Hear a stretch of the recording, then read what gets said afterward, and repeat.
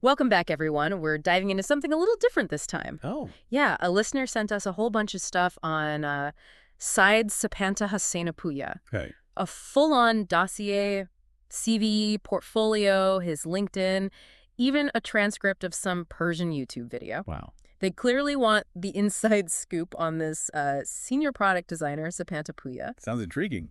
It is. So let's dive in. Okay. First things first, who INS this Sepanta guy? Right. Well, his CV says he's currently the head of design at Pattern, but his career path is anything BUT linear. Yeah. Yeah, look at this senior product designer at Partners.io, freelance work, a ton of certification. He's been busy. It's like he never stands still. Well, what's really interesting is this current role at Pattern. It's super focused on Web3 integration. Oh, right, yeah. Cutting edge stuff. Definitely cutting edge, but he's also got this strong foundation in like more traditional UX design. You see that from his work at Partners.io, right? Yeah, exactly. The company's all about those Shopify apps. It's like he's bridging the gap between, The old and the new. yeah, exactly, the established design world and that uncharted Web3 territory. And it's not just job hopping. He's actively learning and teaching, mentoring. Even his XDF profile's got a whole list of certifications. Oh, wow. And he's an instructor there, too. It's like he can't stop absorbing knowledge and spreading it around. Exactly. And speaking of spreading around, that international experience really stands out to me. Yeah, definitely. Working with clients from Canada to Iran to Saudi Arabia, that's a huge range. It's a global portfolio for sure. Imagine the design challenges, the different cultural contexts he's had to navigate. Absolutely.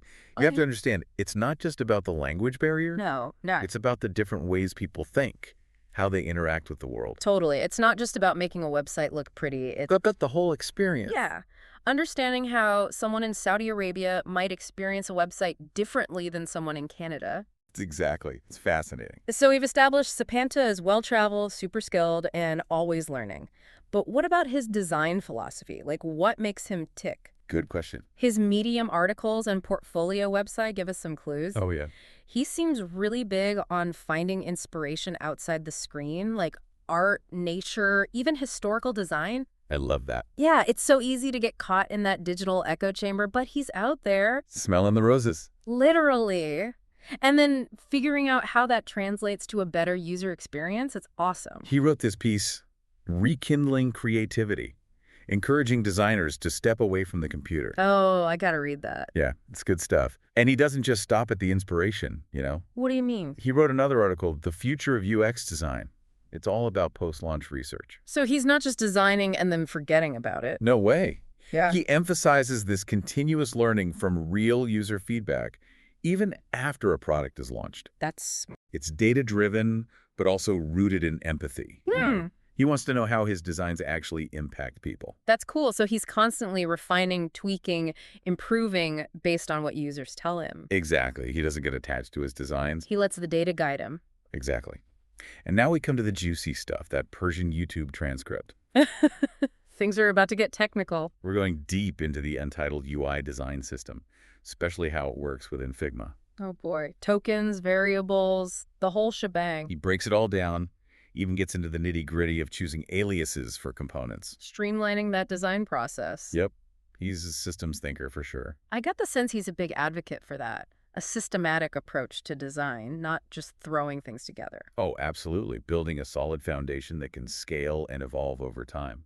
And he's not afraid to get into the weeds. He talks about those challenges he's faced with Figma's free plan. Right, especially with maintaining consistency across different color modes and languages. That's real world stuff. Yeah, even the pros have limitations, but they find creative ways to work around them. So he's resourceful, strategic, and not afraid to get technical. We're starting to get a pretty clear picture of this guy. It's coming together. But there's one more piece of the puzzle. Sepanta's personal life. We got his Medium article. What has Sepanta been up to this year? That one was interesting. It's definitely not your typical designer blog post, let's put it that way. Not at all. He turned his life into a spreadsheet. Steps, kilometers, calories, it's all there. It's kind of amazing, right? This top-tier designer tracking his every move. And his spending habits, too, especially his love for food. Yeah, he admits to spending a big chunk of his income on dining out. I can relate to that. Me too. But there's this deeper layer, too, Yeah. He starts talking about therapy, and practicing meditation. It's like he's not just chasing external success, Right, he's investing in himself, his mental and emotional well-being. which is huge, especially in a field like design. It's so easy to get caught up in the hustle. Absolutely, the pressure to constantly innovate, the deadlines. You forget to take care of yourself. Sepanta is a good reminder that mental and physical well-being are crucial for long-term success and fulfillment, too. Okay, so we've talked about his career, his philosophy, even his personal life, but what about his actual design projects? Right. Time to see what he can do. We've got some great examples to work with. Let's start with POC Network. That was a big one. Yeah, it was more than just designing a pretty interface. Way more. He was tackling a complex challenge in the blockchain space, Assessing over 50 blockchain projects? coordinating with all these stakeholders, helping distribute a ton of funding. Talk about high stakes. And it wasn't just a one-time thing either. He's really involved in that POCT network ecosystem. Designing their dashboard, the RPGF platform, even their Impact Hub experiences. It's like he's shaping the user experience for this whole decentralized ecosystem. It's incredible. And it's not just about understanding blockchain technology. Right. It's about making that technology accessible to everyday users. So his designs have to be clear, intuitive, visually engaging, right? Absolutely. Guiding users through what could be a really confusing process. Making it all feel seamless. Exactly. And he doesn't limit himself to one platform. Oh yeah, that redesign of the pattern website using Webflow shows he's comfortable with different tools. He's adaptable, and speaking of pushing boundaries, that AI-based SART extension for Google Sheets is fascinating. Yeah, that's more than just design, it's using AI to boost productivity. Streamlining those workflows. He's thinking about how design can integrate with emerging technologies, solve real-world problems. Okay, so we see Sepanta as a versatile designer, blockchain, AI.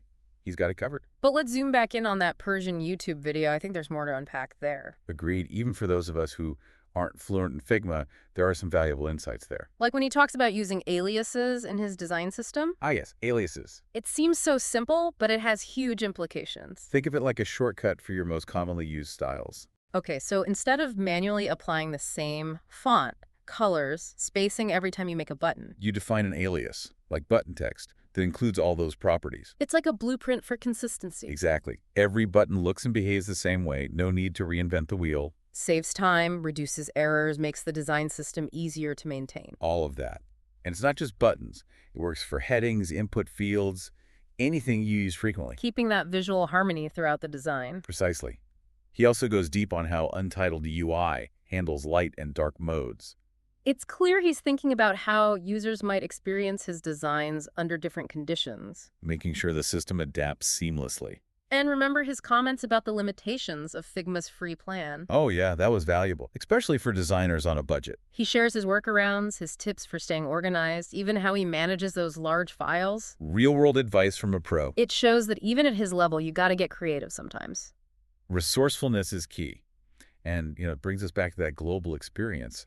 The challenges of working with clients from all over the world. It ties into his approach to accessibility. He's not designing for just one specific group. He's thinking about everyone. People with different abilities, different cultures, different tech setups even. It's designing for inclusivity. Making sure everyone can access and enjoy the experience. Making technology work for our people. That's the goal. And it's more than just ticking boxes on an accessibility checklist. It's about genuinely caring about the user experience for everyone. Empathy, which we've seen is at the core of Sepanta's design philosophy. And it's not just some abstract idea. It comes through in his work. Like with the Ball dating app, he probably had to consider cultural sensitivities there. Definitely. Or the Omar donating app. How to encourage giving within a specific cultural context. And the Ergo auction platform, that's blockchain-based, potentially users from all over the world. Designing an interface that's intuitive and accessible for everyone, that's a challenge. It's like he's constantly juggling all these different perspectives. Trying to find solutions that work for everyone, it's what makes him so fascinating. He's not just solving design problems, he's solving human problems. Now let's talk about empathetic experience design, EXD. He outlines it in his Medium article. It's more than just a framework, right? It's a whole way of thinking about the user experience, going beyond functionality. He's thinking about how his designs make people feel. Creating a connection, evoking positive emotions, making it enjoyable and meaningful. Designing with heart. Exactly. And it's not just about fleeting good feelings. It's about mindful interactions, respecting the user's time and attention. Avoiding distractions, frustrations, manipulations, building trust, creating a positive impression. You see hints of that in his work, right? Oh, definitely. The Partners.io Shopify app, the Irandarga Android app, that streamlined payment process. He's thinking about the user's emotional state. Not just whether they can complete a task. And remember that post-launch research. That's key to EXD. It's like an ongoing conversation with the users. Exactly. Gathering feedback, understanding how they interact, making adjustments. He's listening, learning, evolving his designs. It's a dynamic process, not static.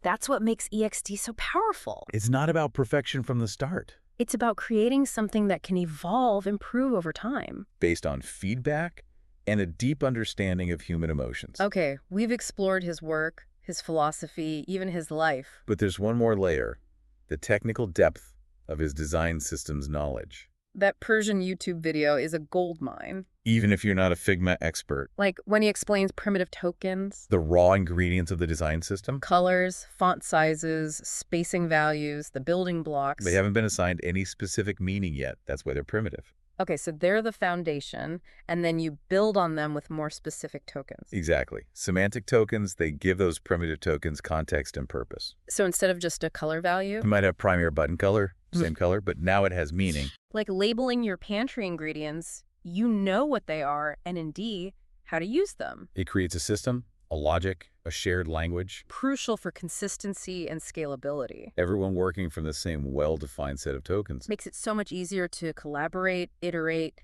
keep things cohesive. He also talked about component-specific tokens, tailored to individual elements. Like a mini design system within the larger system. More flexibility and control. And don't forget those utility tokens, they seem super versatile. Margins, padding, alignment, subtle adjustments without creating new tokens. It's like a set of predefined tools to fine-tune the layout and spacing. Maintaining that visual harmony, And his insights about Figma's free plan, so valuable. especially for beginners or those on a tight budget. He doesn't hide the limitations. He shares his workarounds, his strategies. It's generosity, Mm. but also a reminder that even experienced designers face constraints. Gotta get creative, right? Now let's talk about those emerging technologies. Web3 and AI, he's really diving into those. Like his work on pattern flow, integrating Web 2 and Web 3. Creating those automated workflows. He's not just mastering existing tech, he's exploring the frontiers. It's about shaping the future of the digital realm. His AI-based smart extension for Google Sheets, too. Optimizing workflows with those advanced formulas. It's not just about chasing trends. It's about understanding how to apply these technologies thoughtfully. To solve real problems, create better experiences. He believes in the power of technology to transform how we work and live. But it's not just blind adoption. It's about understanding the potential. And the ethical implications. Now let's dive into Web 3. It can be a confusing concept. Full of jargon and abstract ideas. But Sepanta makes it understandable through design. He's a great communicator. Like with Pattern Flow, he simplifies the user experience for Web 2, Web 3 integration, Making it easy to connect existing services with blockchain technology. bridging the familiar and the unknown. So people can participate in the Web3 ecosystem. His designs are clear, visually engaging, guiding users through the process. Making the transition to Web3 smooth and effortless. It's amazing how design can demystify new technologies. Empowering people to embrace innovation. Now, that AI-based extension for Google Sheets, that's another example. Utilizing those advanced formulas to optimize workflows. He's integrating AI into his solutions to create real value. It's not just a buzzword for him, That extension automates tasks, identifies patterns, provides suggestions. so users can focus on more creative and strategic work. AI, when applied thoughtfully, can help us work smarter, not harder, It's about augmenting human capabilities, creating a better, more efficient, more fulfilling experience. and it circles back to empathy. He's not replacing humans, he's empowering them. Now, let's talk about his decision to start therapy. He mentions it in his article. It's refreshing to see someone be so open about mental health. It helps break down the stigma. It encourages others to seek help, Therapy can be a safe space to explore emotions, work through challenges. develop coping mechanisms for stress and anxiety. It's valuable for anyone, regardless of their profession, His transparency helps normalize it, especially in a demanding field like design. and his dedication to meditation, It shows commitment to personal growth, mental clarity. mindfulness, focus, emotional regulation. Such a powerful tool for managing stress reducing anxiety. It's a reminder that even small steps toward mindfulness can make a difference.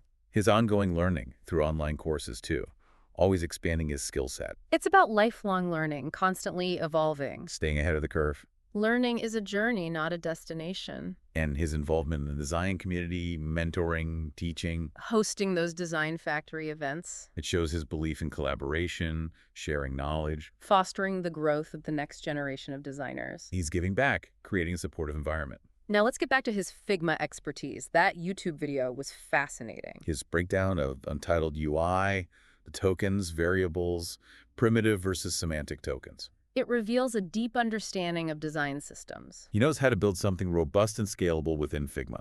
He's clearly comfortable with the tool, leveraging its features. His explanation of primitive tokens was so clear.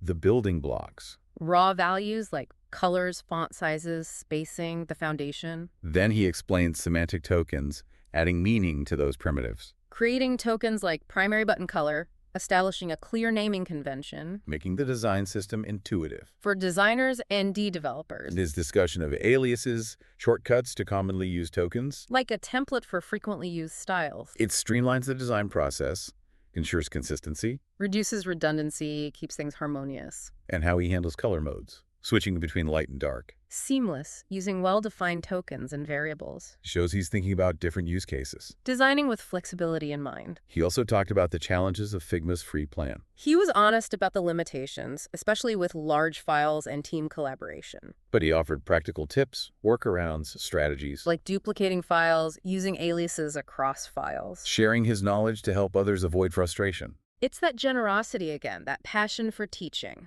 Now, let's look at his ability to translate complex concepts into user-friendly designs, Especially in the realm of blockchain technology, like his work on the POC network ecosystem. a decentralized platform full of jargon. But he makes it accessible through his designs, POC network dashboard, RPGF platform, impact hum experiences, all focused on clarity, simplicity, visual hierarchy, guiding users through potentially confusing processes. breaking down barriers to entry, making blockchain understandable, His designs demystify the complex, empowering users. to participate in the decentralized world. It's designed for the people, And his work on the Sense AI-based platform is another example. helping beginners understand Web3 and smart contracts. Those can be really daunting concepts. But his designs make them accessible and engaging. Demystifying the technical jargon, providing clear explanations. Real-world examples, practical use cases. His intuitive interface and visual design help users grasp the fundamentals. Empowering them to explore the world of Web3. His designs are not just beautiful, they're functional and educational, He's using design to empower people, make knowledge accessible. to encourage exploration and innovation. We've covered a lot: his career, his philosophy, his His skills. passions, his challenges, his triumphs. It's been a deep dive. Yeah. But what's the takeaway for our listener? They're the one who sent us all this Sepanta info. What can we learn from his journey? It's like he's not just following trends, he's shaping them. Look at that IXDF profile. He's targeting skills, filling gaps, staying ahead of the game. It's strategic, almost like he's treating his career like a design project itself, constantly iterating and improving. Exactly. And that Figma Academy training, he's mastering the tools that are driving the industry. It's funny, we started with who is Sepanta, but now it's like, what does Sepanta tell us about the future of design? That's the really interesting part. We're seeing design thinking, cutting-edge tech, and this deep understanding of human behavior all coming together. It's not just about aesthetics anymore, is it? Not at all. Sepanta's work with Web3, AI, EXD, it's all about solving problems, creating truly meaningful experiences. So you can't just be a good visual designer, you need more. You need to be strategic, tech-savvy, understand psychology, even data science. And adaptable. Look at his career path. It's all over the place. He jumps between roles, platforms, industries. That's what lets him thrive in such a fast-changing field. So the big takeaway, don't just learn the rules, learn how to break them. Experiment, explore, push the boundaries of what design can be. But never forget the human element. That's Sepanta's biggest strength, that empathy, those mindful interactions, designing for everyone. He's not just building products, he's building relationships. And that's a lesson for all of us, no matter where we are in our design journey. So there you have it. We dove deep into side Sepanta Pouya, and I think we discovered more than just a portfolio. We got a glimpse into the future of design. And now the question is How will you shape that future? Something to think about. Thanks for joining us, everyone. Remember, the best designs are the ones that make a difference.